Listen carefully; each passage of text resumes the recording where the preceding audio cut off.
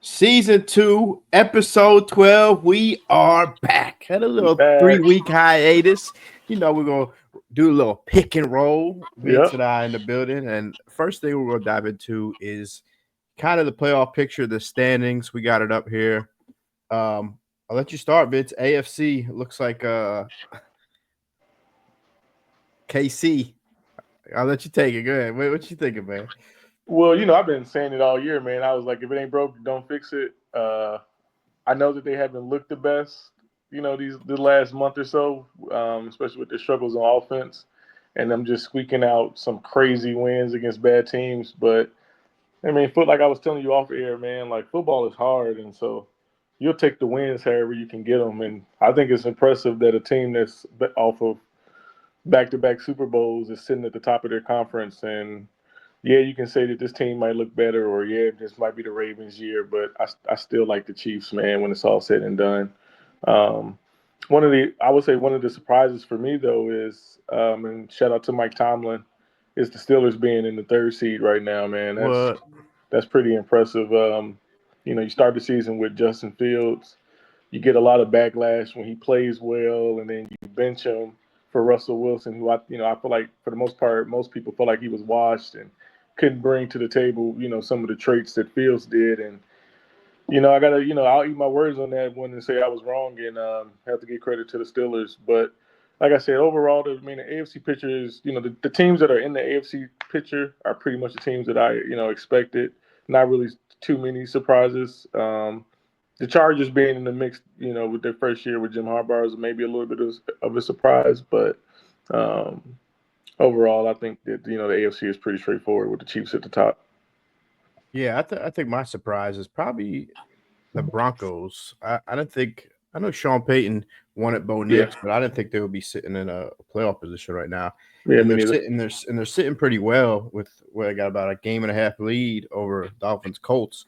So as long as they don't fumble it, they'll probably make the playoffs. That's probably the 7 teams they're going to get in. What I'm looking forward to in AFC is if somehow the Ravens slide down to the 6th seed and they go to Steelers round one. That's going to be a fun one to watch.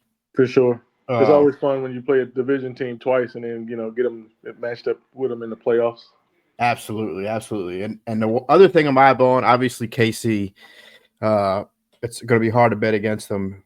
They're probably going to get the 1 seed. They got the advantage over the Bills unless they Hmm. just choke. But what I'm kind of eyeballing is if the Ravens get the 5 seed and do make it to the second round and go to KC, I think that's the Bills' best chance at probably making a Super Bowl.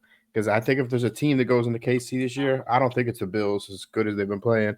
I think it's the Ravens. I think the Ravens go in there and make up for what they did last year. I want to bet on it, like I said. Let me mute my phone here. But I think if you're a Bills fan, you're like you want Ravens to stay in that 5 spot Yep. to give you the best chance in round two. Yeah, I agree with Moving that. on to NFC, it looks like the top 2 seeds are pretty much locked in. That's going to come down to the end. What's your thoughts on the NFC side?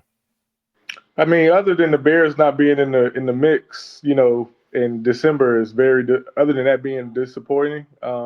I would say overall, the NFC was pretty straightforward in terms of the teams that are in the mix. Obviously, the Commanders are a surprise, being right there. I think what's that, the 7 seed that they're holding right now? Yeah, Commanders at the 7.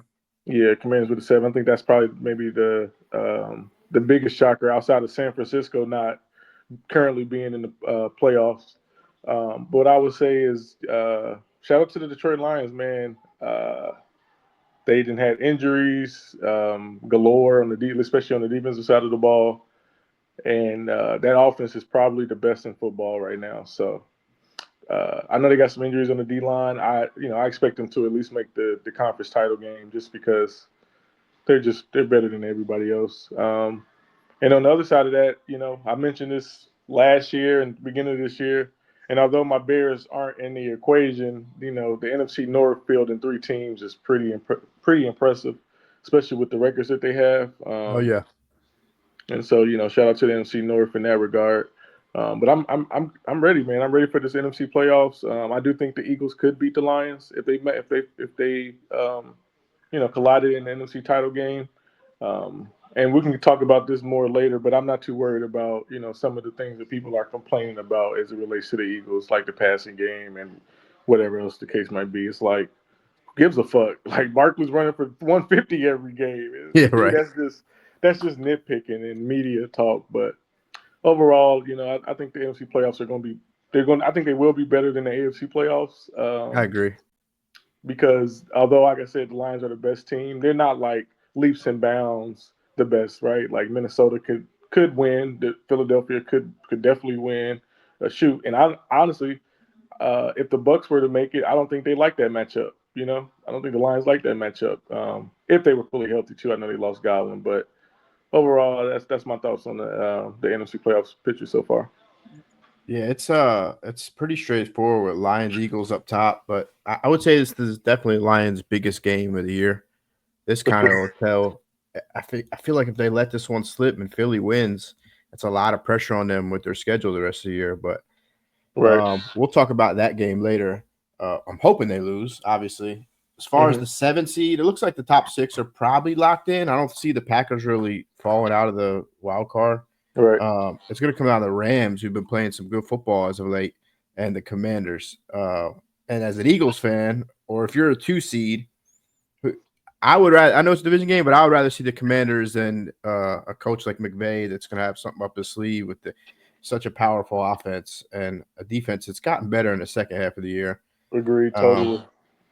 so I'm hoping the Commanders. It's tough though. I mean, it's a division game, right? But if you have to pick one, I think Rams are the scarier team. They have a little more experience with Stafford. So You definitely hopefully, want to play the Commanders over the Los Angeles Rams. yeah, Not absolutely, even. for sure, for Yeah. sure. Definitely. And then, like you said, if the Lions are the 1 seed, they could draw the Vikings or Packers round 2, and that's a tough division game. That's not like the Eagles Commanders. That's a come down to the wire type game, in my opinion. For sure. Uh, Matt LaFleur gets into Detroit. You never know, man. You You never never know. know. So moving on, we'll talk about some of the games this week. Um, Jumping into it, we got the FanDuel up here. My boy First got a bid game, up already. do I have Vikings? Yeah, that's one of my picks right there. I'll just tell you right now. Look, that's against your mob too. We'll talk about it later. Yeah, get that shit off Um, the screen. No. yeah, boy, got a bet up already, ready to put the Yeah. bet in. Dolphins Texans. We don't really have to talk about the spread. We'll do like a pick 'em like we've been doing. Who you like in Yeah. this one? Tough, man. Tough Mm-hmm. because Houston their trajectory has been down, and Miami has, I guess you would say, up the last few weeks, although they've been playing some stinkers. I'm gonna take the Dolphins in this one, man. I think the Dolphins are trying to make a playoff push, and I'm gonna take the Dolphins in this one, man. 3-point game. Yeah, I'm with you. I'm on the same side as you here. I think Dolphins are kind of rolling. A-Chain's like a receiver out the backfield as of late, or as of this year, I should say. Right. Um, Texans we haven't seen Tyreek have that game yet, and I'm just waiting. I'm like, is it going to happen this year where he goes for 200 yards and 2 touchdowns? So I Right. don't know if it happens versus the Texans, but give me the Dolphins in this one. Yep. Next game, I know you want to talk about Chiefs at Browns. Chiefs at Browns. Tricky Yeah. spread if you're looking at it 4.5. Yeah. I know we're not talking spreads, but I like the Browns with the points in this game. As for winning, tough, man, tough. The Browns have been playing better as of late, but I don't think this is one that Kansas City is going to drop on the money line. So I think Kansas City, they continue to roll. They might win it in some nutty ass fashion, like a block field goal or some wild call that put them in field goal range to win it at the end of the game. But I think that they continue to win. I think they win this game, but I like the Browns to cover them points. Yeah, we're kind of aligned on that. Chiefs just keep finding ways to win. If I were taking the spread, give me the Browns plus 4.5. I don't know what the Chiefs are against the spread. I would imagine it's not great. I Mm-hmm. would have to look it up. I just looked at the weather. It's supposed to be rain shower, so I'm expecting a sloppy game. So I Right. really wouldn't be surprised if the Browns won this game. I want to be like, oh my goodness, because Winston just has some of them games sometimes where he doesn't care, and Right. he doesn't care what Spags is showing on defense, and he just starts throwing a rock to everyone. Judy has looked good as of late. Finally, he's looking like the pick we thought he would be when he got drafted. Chubb hasn't really looked like I thought he would, but they got a little duo forward back there. So, yeah, I'm with you on that game. Agreed. An interesting one here. We got Bucks at Chargers. I can't read this one. What you thinking? That is a tough one. I'm going to give the nod to the Chargers because I believe they're home, right? Yeah, Chargers are home. Yeah, I like the Chargers since they're at home. They play pretty good defense at home, too. And surprisingly, I felt like they did well against – I think they played the Chiefs last week, right? Yeah, I think they played the Chiefs last week, and I think they was playing with them. So, I think that the Chargers are one of those teams where they're not the best team. They're definitely not the worst team. They're kind of in that middle range with like the Broncos and the Commanders. But Jim Harbaugh is a pretty good coach, and I think without Godwin being on the other outside and only having to worry about Mike Evans and things like that, they'll figure it out and they'll squeak that one out at home. Yeah, if I'm doing pick 'em, give me the Chargers with the points. I would like the Bucks here. I think they're pretty evenly matched. As you said, I hate that Godwin's out because I think the Bucks are a completely different team with him in there. For sure. But Chargers are a little more hungry. I don't love the points. I think this one comes down to the wire, maybe a 2-point game. So give me the Chargers as my pick, but with spread, I like the Bucks. Next one. The possible game of the week. We got Bills at Lions too. Steelers at Eagles. Talk to me. That's gonna be a goodie, man. That's definitely gonna be a game that I tune into, especially since the Bears don't play till Monday. But without George Pickens, I'm gonna have to give it to the Eagles. I think he's already been ruled out for the game. Yeah, he's out. And so I think who did they beat last week without him? Steelers. Who did they play last week? I think it was a shitter. I could be wrong. Definitely wasn't a team of the Eagles caliber. But anyway, without George Pickens, man, the Browns. The Browns, right, yeah. I don't think that they can get the job done. I think it's in Philadelphia as well. Without George Pickens, I think they don't have enough offensive threats to keep up with the Eagles. So I like the Eagles in this one, and I like them to cover. Yeah, I think the Eagles kind of fold them here. I'm thinking a double-digit win from Philly. They're not hearing the noise on the outside. If they try to blow this thing up to like it was last year, and they think this downhill sled's going to come, I just don't see it, man. And Saquon's going to find one a game where he just breaks it. He's on a tear that we haven't seen him. Probably he might break the record. We haven't seen anything like it since AP 10 years ago.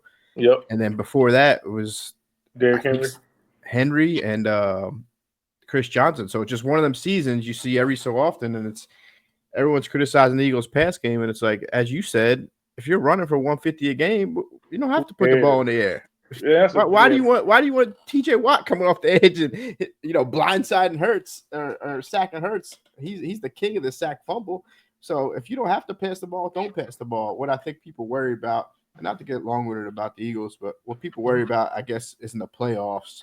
If they are playing the Lions and they get down.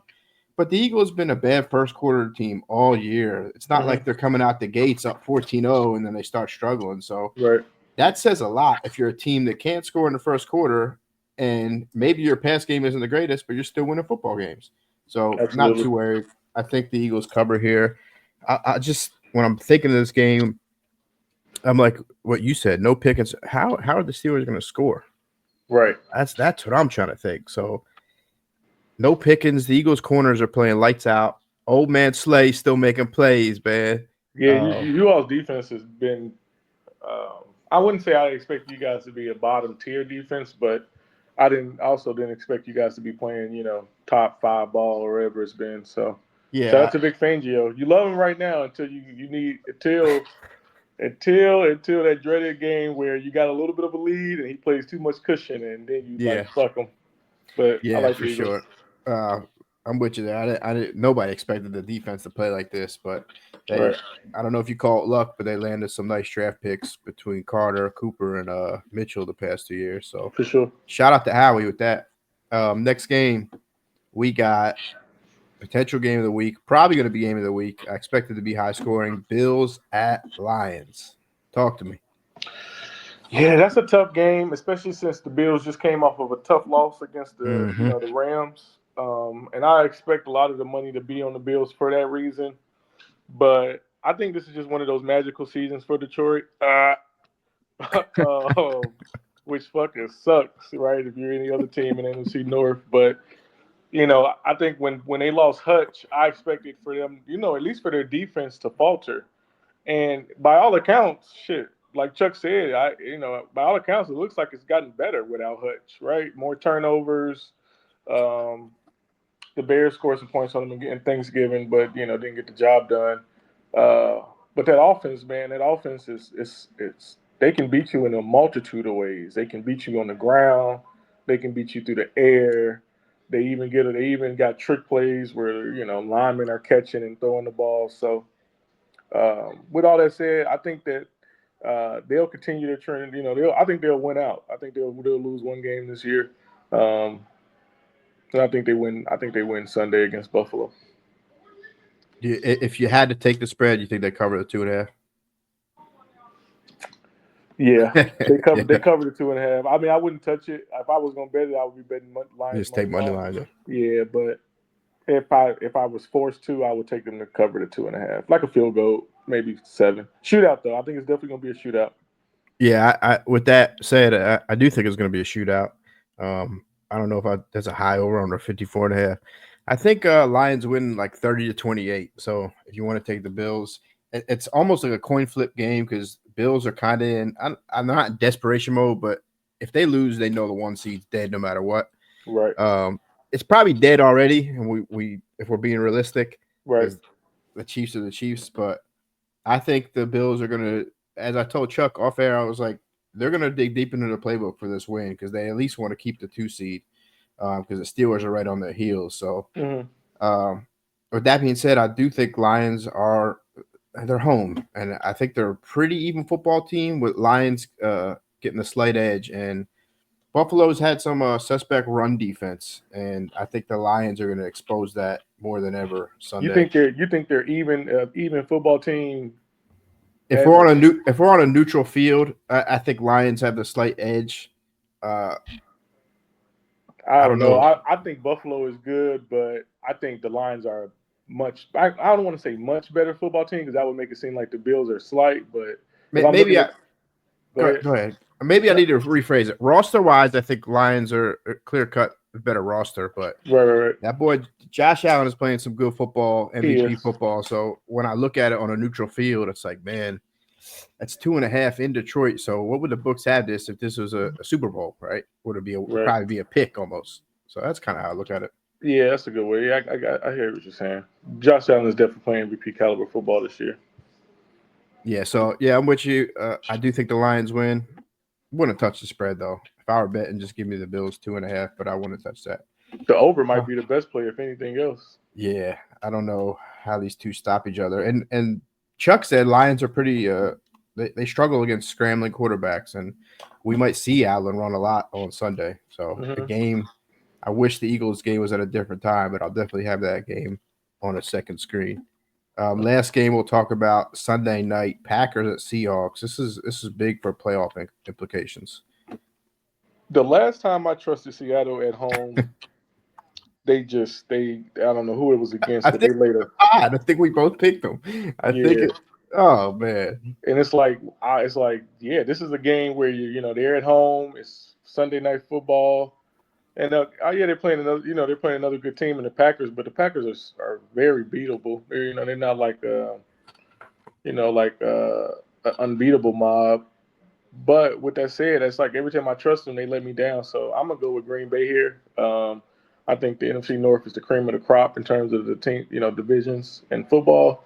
They really only, if you look at this year, NFC North teams, really outside of the Bears, obviously, only lose to each other. So I think that trend continues, and I like the Packers Sunday night. Yeah, that's a fair take. With that being said, I'm going to trust Seattle one more time. Right. I do love their home field. They have a pretty good home field. Coaching edge definitely goes to the Packers. But this could be one of the games where Love kind of reverts back to the interception or two. That's what I'm gonna look for in this game. But Right. it's not a cozy Seattle money line. I would take maybe sprinkle something light on it, but I do like Seattle in this game. No Kenneth Walker too, I think, right? Yeah, Kenneth Walker is out, but we saw last week that didn't matter. Zach Charbonnet ran like he never, like no other. You see that last week? Yeah, I think Charbonnet had like 40 plus fantasy points. That's crazy. If you didn't play him in DraftKings, I'm sorry for you. That is nuts. Roland, I didn't really talk about this before the pod, but let's talk MVP a little bit. Right now, Allen is the front runner. We got. Do you think that's wrapped up? Do you think Lamar can sneak back in there? Do you think Saquon? What do you think about this MVP? Yeah, I definitely don't think it's wrapped up. I definitely think Lamar, Barkley definitely has a chance at it. And I hope I don't know who votes for MVP. I don't know if it's sports writers or whoever the case might be. I'm not sure, but I hope that they consider somebody other than the quarterback this year. You know what I mean? Especially, and to be honest with you, and one of the reasons why I don't feel like it's over is because if Barkley breaks the record, I mean, you really have to take consideration of giving it to him. Allen is having a great season as well, but I would also, if the Eagles were to maybe go to the 1 seed by some chance, I'll give it to Barkley. But we know, quarterback kind of dominates that award. So yeah, I feel like they'll give it to Allen just off of that. What about you? Yeah, I agree. I think if Saquon breaks the record, I feel like they should give it to him. And I'm not just saying that as an Eagles fan. It's a 40-year-old record, and even if they're the 2 seed, Bills will probably be the 2 seed, but it's tough because there's a quarterback award. I can't believe Lamar went to plus 1,400. They fell off. You never know. Like, what if he goes into a mini slump the last 4 games and Lamar goes on a streak? So I don't know. Yes. Who has the third best odds? It's Lamar. So it's Allen, Saquon, and Lamar at plus 1,400, which they really, if you look at the numbers, it's like, damn, at plus 1,400, you never know. Lamar could throw for 5 TDs Sunday because he's playing the Giants. Yeah, and I would say that they voters fatigue. I think too is voters fatigue, but also I feel like you can take a look and say, well, Allen got cooped kind of late in the season, and then other than that, who is he throwing to?